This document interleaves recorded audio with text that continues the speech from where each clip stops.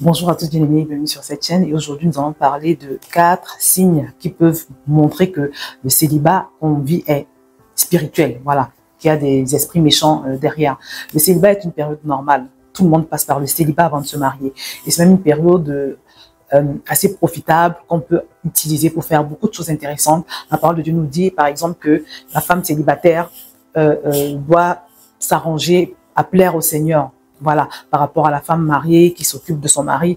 Alors, moi, je pense que le Seigneur a voulu à ce moment-là nous dire que quand on est célibataire, on peut faire beaucoup de choses. On a beaucoup plus de temps et de disposition, même de cœur, pour pouvoir faire énormément de choses par rapport à une femme qui est mariée, par exemple, ou à une femme qui a des enfants. Donc, c'est plutôt une bonne chose d'être célibataire. Mais Dieu n'a pas prévu que le célibat dure toute la vie, sauf pour une catégorie de personnes qui ont choisi de rester célibataires de façon volontaire. C'est le cas des eunuques, par exemple. C'est le cas de beaucoup de personnes qui se sont consacrées au Seigneur, qui ont choisi de se consacrer au Seigneur, voilà, de passer toute leur vie dans cette consécration et de ne pas se marier. Donc, à ce moment-là, c'est totalement volontaire, vous voyez. Mais quand on doit subir un célibat, c'est une malédiction. Je vous assure, quand on doit subir un célibat, c'est vraiment très, très difficile. C'est juste horrible, en fait. Et donc, aujourd'hui, je voudrais t'aider à identifier ton cas. Peut-être que aujourd'hui, ou à l'heure où nous sommes, tu me regardes et tu te poses des questions. Tu te demandes si voilà, le fait que ton mariage tarde tant est toujours normal. Alors, donc, aujourd'hui, on va voir 4 signes qui peuvent montrer que derrière ton célibat forcé et qui dure depuis trop longtemps se cachent des esprits méchants. Le premier signe que j'ai noté, c'est le fait que, par exemple, tu vas te rendre compte que, alors, il y a très peu de mariages dans ta famille, peu de mariages ou pas du tout de mariage. Il y a des familles où on se marie tout simplement pas. C'est-à-dire que les personnes peuvent se mettre en couple, voilà, ce genre de choses, mais elles se marient pas en fait. C'est pas qu'elles ne veulent pas se marier, mais elles n'arrivent pas à se marier. Et dans ces familles-là, des fois, ceux qui ont osé franchir le cap, voilà, parce que c'est comme s'il y a une barrière qui a été mise, une sorte de limitation. Ceux qui osent franchir cette limitation, en général, vont rencontrer beaucoup de problèmes, beaucoup de combats, beaucoup de luttes. Et c'est pour ça que je dis souvent que le fait de se marier ne prouve pas que qu'on n'est pas sous l'emprise d'esprit anti-mariage. Moi, je sais de quoi je parle, parce que je suis persuadée, pas que je suis persuadée, je sais que c'est ça, en fait. Dans ma famille, c'est des esprits qui agissent, c'est des esprits qui attaquent. Et c'est pour ça que, par exemple, j'ai été beaucoup combattue tout au long de mes années de mariage, plus au début, parce qu'en plus, je venais de me convertir, j'ignorais totalement les choses spirituelles. Bon, aujourd'hui, par la grâce de Dieu, on tient ferme, on tient bon, l'ennemi est identifié, il est sous nos pieds, et voilà, on règne avec Christ. Vous voyez, c'est pour ça que c'est important de grandir spirituellement, parce que plus tu grandis spirituellement, plus voilà, tu te remplis du Saint-Esprit, plus tu permets à Christ de régner dans ta vie, moins tu vas être facile à manipuler par ces esprits-là. Moins il y aura de chances que tu sois une victime, en fait, pour ces esprits anti-mariage. Donc ça, c'est le premier signe. Observe autour de toi. Est-ce que les femmes se marient facilement? Est-ce que les hommes se marient? Ou est-ce que c'est compliqué? Et même quand on se marie, au niveau du mariage, ce n'est pas ça. Vous voyez? Parce que il y a des familles où les mariages ont été sacrifiés à des autels sataniques. Voilà. Il y a des pactes qui ont été faits complètement à ton insu quand tu n'étais même pas encore né. Et voilà, tu arrives dans cette famille, on ne choisit pas sa famille, tu nais dans cette famille et puis tu dois subir les conséquences. Vous voyez? Donc ça, c'est un signe. Le deuxième signe qu'on peut noter, c'est le fait qu'il y ait très peu de prétendants qui s'approchent de toi, pour les femmes notamment. Moi, j'ai vu des filles très belles, des filles vraiment... Tu observes la sœur en Christ, c'est une sœur qui aime Dieu, elle marche avec Dieu, voilà, elle est belle, elle est gentille, elle est polie, voilà, elle a tout ce qu'il faut, elle a vraiment tout ce qu'il faut, mais personne ne l'aborde. C'est comme si elle était transparente en fait. Côté sentimental, c'est le désert total et absolu, vraiment. Et ça, parfois, c'est l'œuvre de ces esprits-là, parce que ça se passe comment? Des fois, il y a des personnes, c'est un peu comme si on avait mis une sorte de voile sur son visage. Vous voyez, une sorte de voile qui va la rendre repoussante, c'est-à-dire qu'elle repousse, voilà. Ou alors, on ne te voit pas. En fait, c'est comme si tu étais invisible. C'est comme si tu étais invisible. Alors, soit tu vas vraiment repousser les personnes, elles ne peuvent pas t'expliquer pourquoi. Mais voilà, c'est comme ça. Moi, j'ai vu des filles vraiment bien, des sœurs en Christ vraiment bien. Elles sont dans une église, 5 ans, 10 ans, personne ne l'aborde. Je dis bien personne. Alors, si tu es dans une église, une toute petite église où il y a que 30 personnes ou 50 personnes et que la plupart, 90% de ces personnes sont mariées, c'est un peu normal. Hein? Voilà, c'est pour ça que, voilà, quand on veut se marier, il faut aussi savoir. C'est très important aussi de savoir comment tu marches. Parce que ton mari est quelque part, comme j'ai l'habitude de le dire, ta femme est quelque part. Voilà, donc c'est pour ça que même avant de choisir l'endroit où tu vas adorer ton assemblée, il faut que ce soit inspiré par le Saint-Esprit. C'est pas un choix qui doit être hasardeux parce que les membres de ma famille y sont, parce que mes amis y sont. Non, non, non, c'est très important que tu sois conduit par le Saint-Esprit dans ce genre de choses. Parce que c'est vrai que, non, non, le Seigneur, il a tout préparé en avance pour nous. Le fait de marcher conduit par le Saint-Esprit aide également énormément à connecter, comme je le dis à chaque fois, que ce soit avec l'homme de ta destinée ou bien avec la femme de ta destinée, ou même avec d'autres personnes qui sont liées à ta destinée, d'autres connexions, d'autres types de connexions. Vous voyez, j'en ai déjà parlé dans mes vidéos. Donc, parfois, il y a ce vide-là autour de toi, et quand bien même quelqu'un t'aborde, la personne va t'aborder, mais à un moment donné, elle va se retirer de la relation. Si tu es une personne à qui ça arrive souvent, toi, peut-être même qu'on t'aborde, mais quand les gens viennent, ils vont pas rester dans la relation. Sans explication comme ça, tu vas voir du jour au lendemain, la sœur, elle va se retirer, ou bien le frère, il va se retirer. Il va te dire, non, vraiment, tu es une fille bien, voilà, tu es trop bien pour moi. Il va te donner des raisons qui ne tiennent pas, voilà.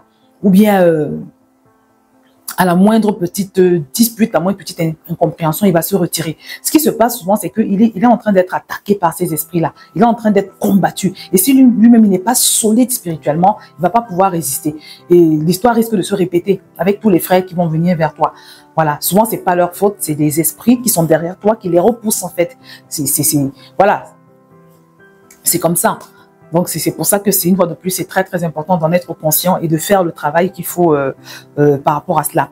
Le troisième signe, c'est le fait d'être victime de mari de nuit. C'est-à-dire, si tu es une jeune fille qui me regarde, bien un jeune homme qui me regarde, ou même plus âgé, et que tu sais que tu as l'habitude d'avoir des relations sexuelles forcées dans tes rêves, pendant que tu dors la nuit, sache que ce sont des signes également d'une personne qui est sous l'emprise d'esprit anti-mariage. Voilà, parce que souvent, ça arrive à des personnes qui ont été mariées spirituellement. Il y a des personnes, quand elles sont nées, on les a mariées, on les a dédiées à des esprits qui considèrent que tu lui appartiens. Voilà. Et en fonction des cas, ces esprits-là peuvent parfois créer le vide autour de toi, comme je te l'ai expliqué tout à l'heure. Des fois, ils peuvent te permettre de te marier, mais tu vas te rendre compte que ton mariage sera beaucoup combattu parce qu'en permanence, cet esprit-là va se tenir entre ton époux et toi. Voilà. Et donc, ça également, il faut le discerner. Non seulement le discerner, mais également avoir un peu de stature spirituelle pour pouvoir les confronter. Voilà, pour les mettre hors d'état de nuire. C'est très important. Donc, c'est un signe également que tu es attaqué par des esprits anti-mariage. Voilà, et que c'est cet esprit-là qui, fort probablement, combat ton mariage. Voilà.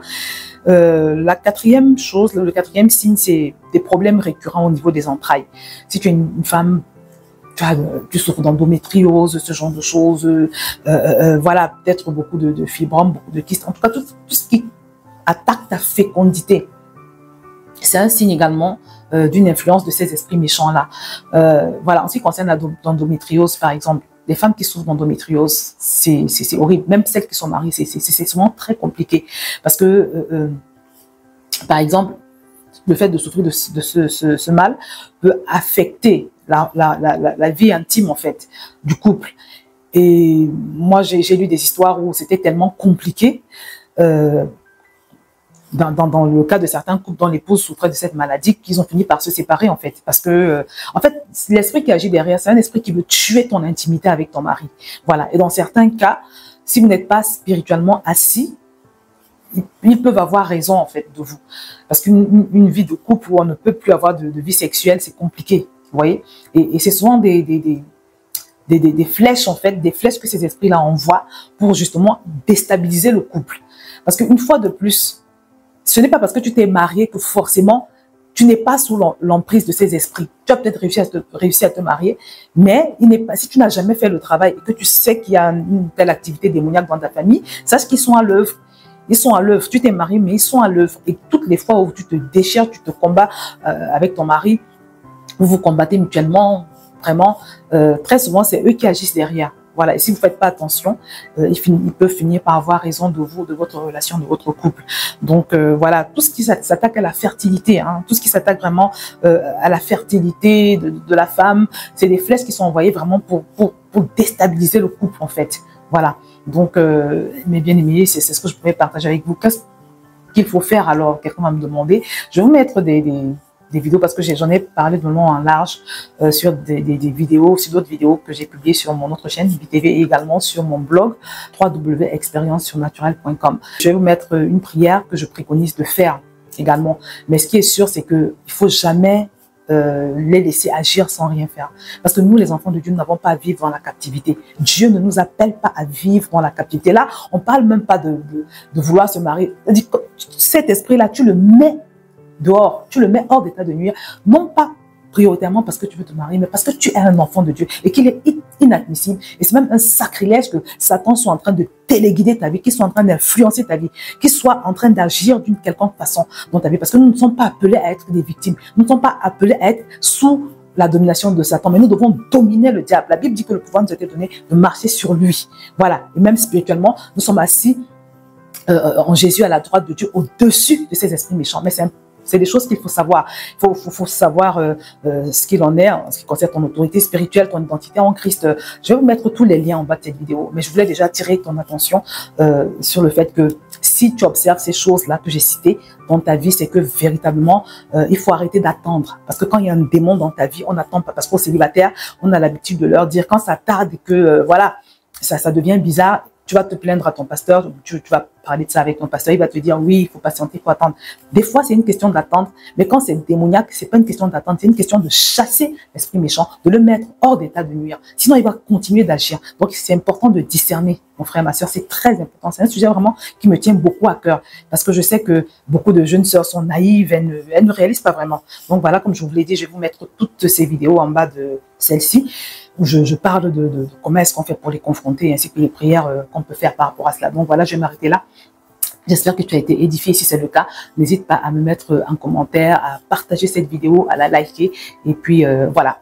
Donc voilà, je te souhaite beaucoup de courage et de combativité. Et à très bientôt sur cette chaîne.